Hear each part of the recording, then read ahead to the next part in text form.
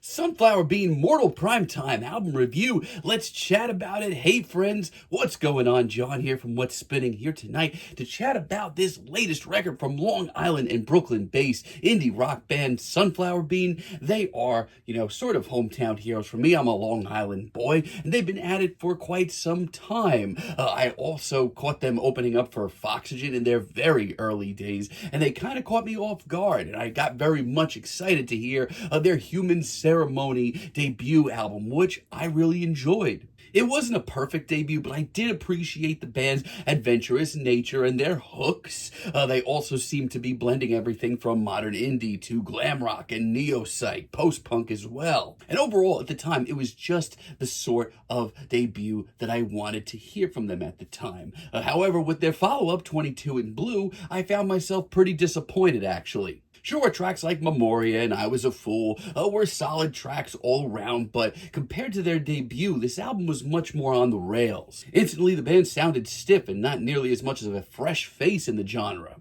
Their King of the Dudes EP, I thought it was okay at best and certainly fun at times, but once again, it was nothing wildly new or exciting. So much so, when it came to their last album, Head Full of Sugar, I almost didn't even listen to it. But I'm glad that I did eventually because it is a very good album. As a matter of fact, it's a great one that's only grown on me since it dropped. It's easily their best set of tracks since their debut album. It's gussied up, glitzy goodness. There was also the Shake EP last year, which showed them kind of doubling down on the glam rock sounds, which was a sound that I was okay with. The title track here was awful, but once again, I thought that Sunflower Bean were onto something. Now, leading up to this new one, Mortal Primetime, I thought the 3 singles that they've dropped are easily the 3 most interesting singles they've dropped in quite some time. Let's chat about this thing. This album starts off with Champagne Taste, and right off the bat, great track. This riff is so badass here, and Julia on vocals absolutely matches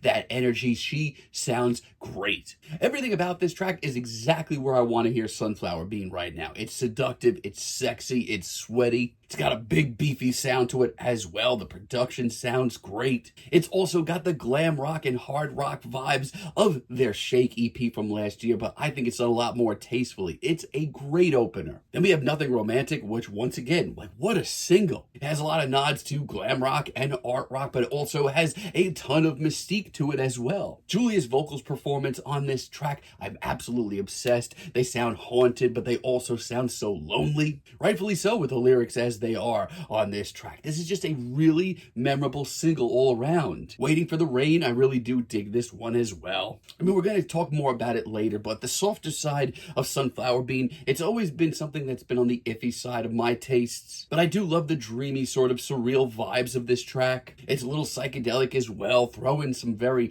elegant pianos, and it's a really great sound. I also personally just love how overtly gloomy this record is overall. And tracks like this add a lot to that. Also, that guitar solo is absolutely brilliant. One of the most memorable I've heard all year, probably. I mean, for the most part, this is another very solid set of tunes from Sunflower Bean. However, bring things back for a second, it's the softer side of this record that really kind of brings me down a peg, though. Like, Look What You've Done to Me, for example. Sadly, this is a pretty awkward tune. I mean, it's a very average at best, old school sort of singer-songwriter sounding track. But here, Julia doesn't seem up to the task, and that rarely happens. But this hook, I don't know what happened here, but it's ugly. And this ho-hum instrumental really doesn't progress much at all either. It's kind of disappointing. Sadly, I have a lot of the same thoughts on I Knew Love. I mean, the band's sound has always sort of been rooted in the past, and I respect that. But this just sounds like a lazy-ass cover that doesn't really add anything new to this sound. Like, I hate to say it, but I don't remember a damn thing about this track.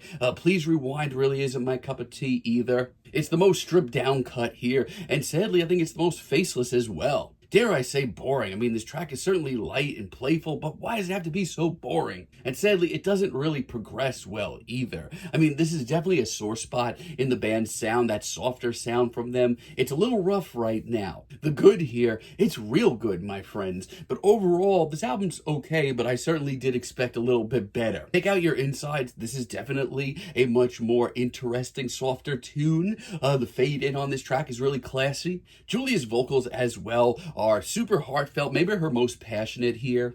Like hearing this after a set of tunes that didn't really come together just makes me smile, warms my bones. I also really love how twisted and ghoulish this track gets while also remaining pretty endearing. It's simple, but it really works. Also really love There's a Part of Me I Can't Get Back. I mean, God, this is just another really great single. Love the drama here once again. The guitar licks are really memorable. I mean, Julia truly puts her all into this track. I mean, this track just has such a big, bold sound to it, and that hook, it is so sweet. Not to mention, there's a sincerity here that I just really enjoy. Shooting Star is also really classy. The instrumental is elegant. Julia's performance is really charming. Initially, it didn't really hit me that hard either, but Sunflower Bean here really pour on the charm, the heart, and the soul. And yeah, I honestly wish that this album had a couple more fast-paced or crunchier tunes. Maybe some of those that are as big as the singles leading up to this album. But at the very least, at the end of the day, when you get to the later tracks in the record, you are starting to see some of their softer sounds come together nicer. The lyrics are also getting a lot more personal, which I personally enjoy. This is a great track. And Sunshine as a finale, I have no idea where this is even coming from. But it's almost frustrating because this has been a very solid record. And yes, I did have my issues with points to this, but then this comes along as a finale and it's a complete left hook. I mean, now out of nowhere, Sunflower Bean decides to just go for a straight up shoegaze and neo-psych sound and knock it out of the freaking park. Not only is this a great finale, but this excites the hell out of me for their future. And the sounds that they get here, you know what? It's not really anything close to what they've touched down upon in the past, but they do it really well. It's beefy, the production's great, and it's also really, really out there. I'd love to hear some more of this. Once again, this is another very solid set of tunes from Sunflower Bean. They have such a great base to their sound. The singles leading up to this thing were some of the best rock singles I've heard all year by far.